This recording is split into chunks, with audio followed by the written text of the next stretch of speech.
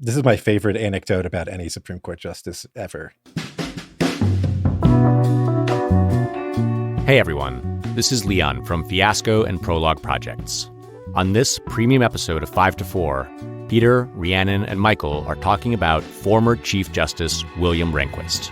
Rehnquist was appointed on the eve of the court's post-Warren-era shift to the right. In the 1970s and early 80s, Rehnquist repeatedly failed to persuade often anyone else on the court that state sovereignty could trump federal congressional power.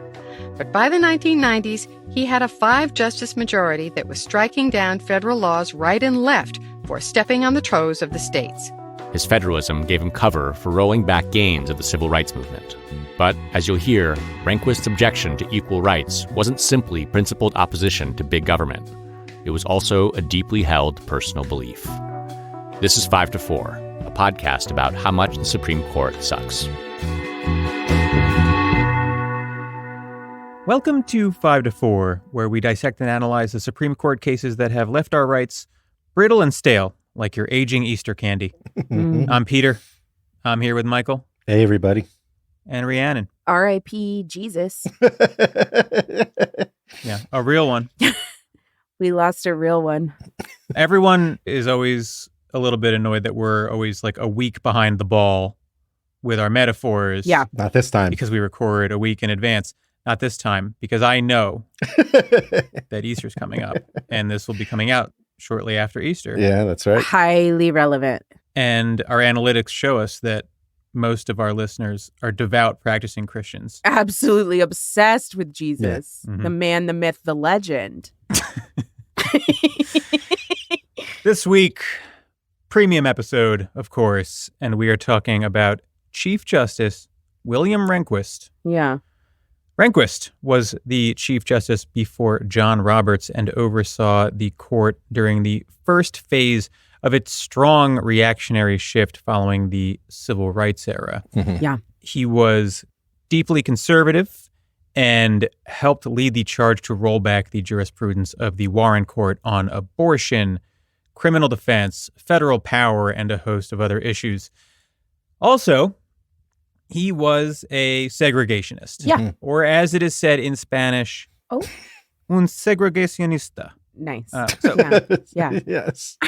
My wife and I are plotting out honeymoons, and we're not sure where we're going yet, but we're going to land in a Spanish-speaking country. Okay. So I'm going to get my Duolingo rolling. Yeah. And I thought, why not learn some Rehnquist-adjacent terms? Sure. You starting with Muzzy? Remember that? What? What is muzzy? I am aware of that as only a slur for Muslims. No. He's a big blue monster who teaches you Spanish. Oh, no, I never heard of It's that. like little cartoons. No. That's disappointing. Oh, well. All right.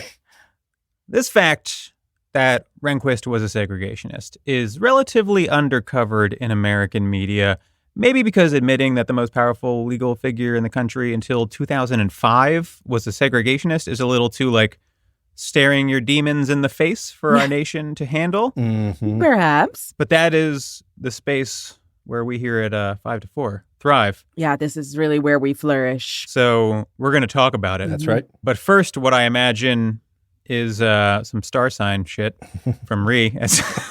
Yeah, that's right. And you're welcome.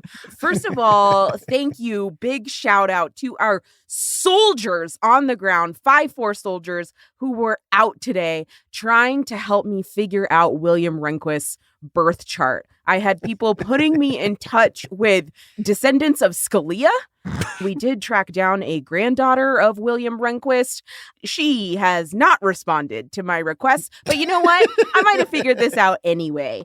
Mm-hmm. William Rehnquist, absolute total dipshit, born in October 1924. This guy was old. Yeah. Before the Great Depression.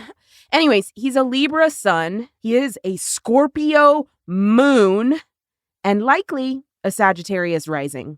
Can you believe it, boys? I cannot. A Scorpio moon?